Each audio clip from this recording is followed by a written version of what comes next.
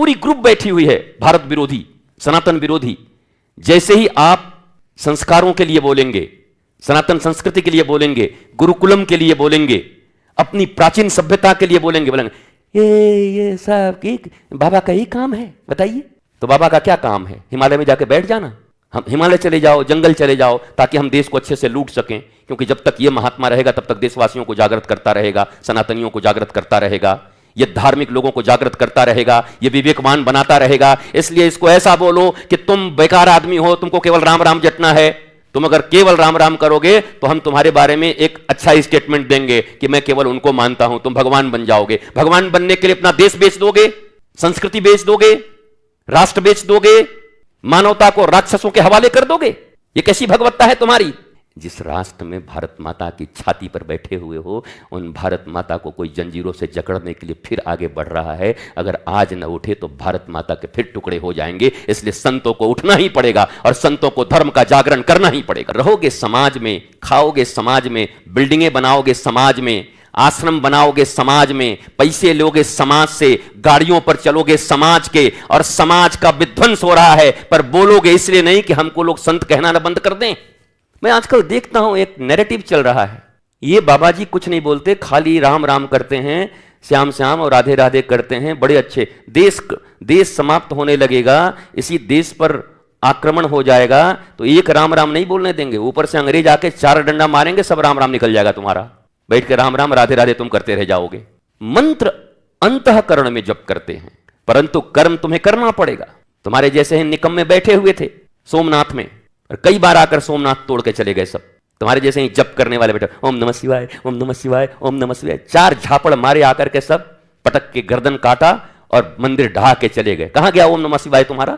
आजकल नया ट्रेंड चला है एक, ये बाबा जी ना केवल भगवान का बात करते हैं, कुछ नहीं करते। अरे थोड़ा देश भी देखो बाबा जी, इसी देश में रहते हो तो भगवान बोल पा रहे हो। हमने जाके अफगानिस्तान में नहीं बोल रहे हो? अब तुम्हारा ही था पहले अफगानिस्तान, पाकिस्तान भी पहले तुम्हारा ही था, बांग्लादेश भी पहले तुम्हारा ही था, अब जाकर वहां बोलो ना भगवान, वहां नहीं बोल पा रहे हो। और जो अधर्मी लोग हैं, विधर्मी लोग हैं, वो ऐसे लोगों को कहते हैं, वो बाबा जी को मैं बहुत मानता हूं, केवल देखिए काम से काम रहते हैं, भगवान की बात करते हैं, क्योंकि उनके काम में बड़ी सुविधा है। वो विधर्मी लोग इस देश पर जो अत्याचार करना चाहते हैं, उनके लिए कोई ना बोले तो उनका जो जयकार करते हैं, और ये भगवान बनने के लिए कुछ बोलते भी नहीं, जय जयकार अपना करवाते रहते हैं। कैसे संत हो जी? किस बात के लिए संत हो? जब राष्ट्र पर, अयोध्या पर, मनुष्यता पर खतरा आया तो विश्वामित्र ने भगवान को उठा लिया कि चलो अयोध्या में रह करके खाली बैठे हुए हो चुपचाप, चलो राम, चलो लक्ष्मण, शस्त्र का अभ्यास करो, तुम्हें बन जाना है, पृथ्वी को भार से मुक्त करना है।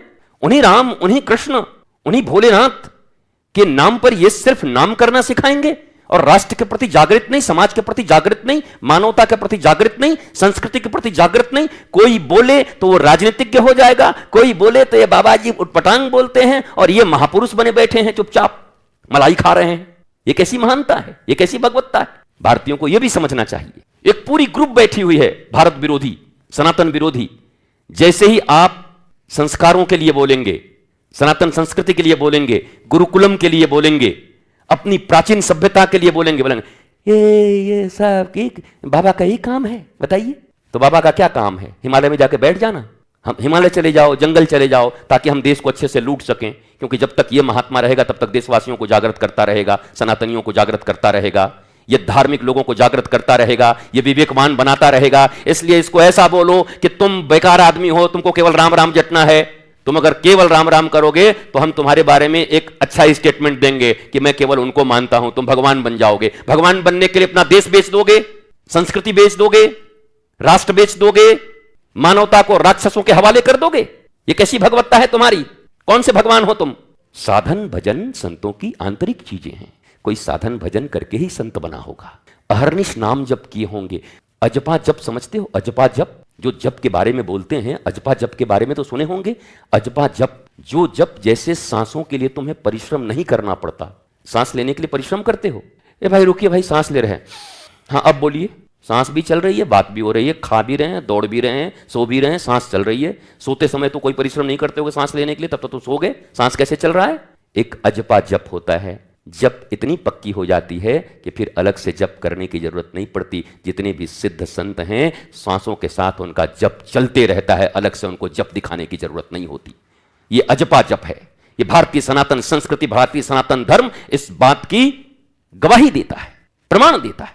अजपा जप, उनकी समस्त साधनाएं मनुष्यता के लिए, प्राणियों के लिए, धर्म की जय हो, अधर्म का नाश हो, प्राणियों में सद्भावना हो, विश्व का कल्याण हो। यही तो है तुम्हारा सनातन संस्कृति, यही तो है सनातन धर्म। धर्म की जय हो, अपने भीतर में जय हो धर्म की, अधर्म का नाश हो। ये कौन करेगा? अधर्म हो रहा है उसके विषय में अगर लोगों को जागृत करोगे, बताओगे, हाँ ये तो राम, देखिए तो बेकार की बात करते हैं, चुपचाप राम राम रटिए लेकर के माला। राम राम रटिएगा तो हम भी आपकी बड़ाई कर देंगे कि ये महात्मा बहुत अच्छे हैं, बेचारे कुछ इधर उधर नहीं बोलते। वो भी चुप हो जाता है कि ठीक है भाई, इतने लोग अच्छे कह रहे हैं तो कुछ मत बोलो।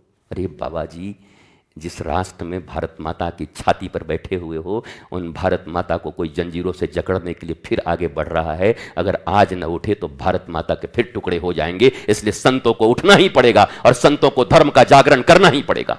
ये एक तात्कालीन प्रश्न है और इसका उत्तर भी यही है। एक दूसरा विषय है, उस पर कल बोलूंगा। यह विषय बहुत विराट है, कभी फिर इस पर विस्तार करूंगा कि धर्म करना मना नहीं है।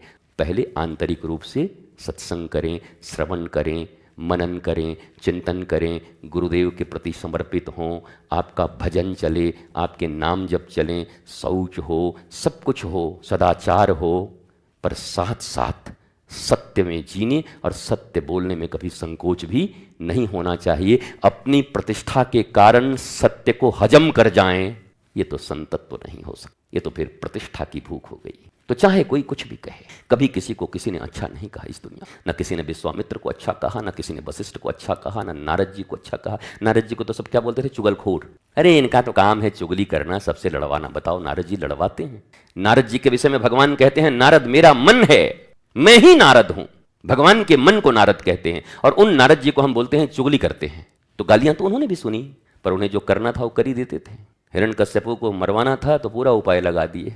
जिसको जिसको इस पृथ्वी से उनको हटवाना होता था तो वहां भी बैठते थे, वहां भी बैठते थे। प्रहलाद को अलग से जाके शिक्षा भी दे रहे थे, प्रहलाद एकदम धर्म पे अड़े रहना, तेरा बाप भी आए तो मत मानना। प्रहलाद जी अड़ गए उधर। इधर हिरण्यकश्यप को, वाह महाराज आपसे बड़ा कौन है, सीधे ठान दो विष्णु के खिलाफ, देखा जाएगा जो होगा।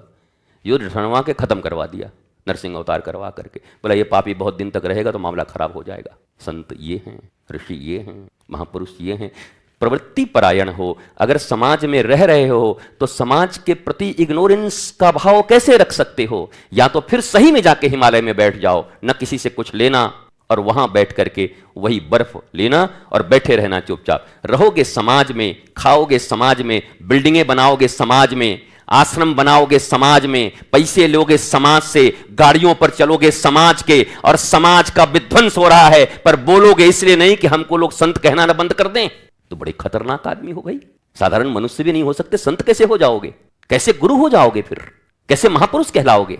सब कोई अगर यही सोचता तब। छत्रपति शिवाजी महाराज के पीछे खड़े हैं कौन? स्वामी श्री समर्थ रामदास गुरु रूप में। उनकी मां स्वयं खड़ी हैं। आज तुम्हारे वजूद न होते अगर छत्रपति शिवाजी ना होते तो। तुम जो बैठ करके तिलक लगा करके यहां राधे राधे छपवा के घूम रहे हो, ये छापने वाला कोई नहीं बचता। यहां राधे जो छपवाए घूम रहे हो ना 4 जगह, ये छापने वाले नहीं बचते। ये छत्रपति शिवाजी महाराज की देन है। उनके गुरु ने उन्हें धर्म सिखाया, नाम जप सिखाया, उनकी मां ने उन्हें वीर बनाया, तेजस्वी बनाया, ओज बनाया, अधर्म के खिलाफ लड़ना सिखाया।